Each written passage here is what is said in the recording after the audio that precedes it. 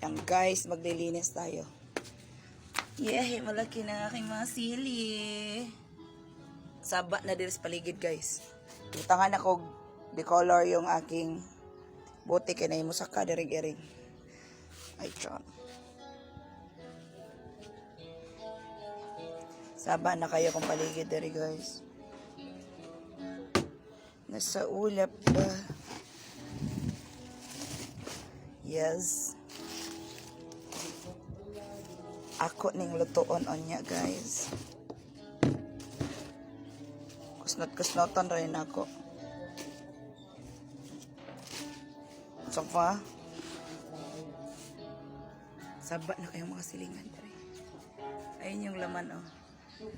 Yan yung bilaran ko ng buwad. Pwede po magbuwad ko dihag isda o ka ng ayan laing. Yung katawan ng ano yan gabi. Ako si Mr.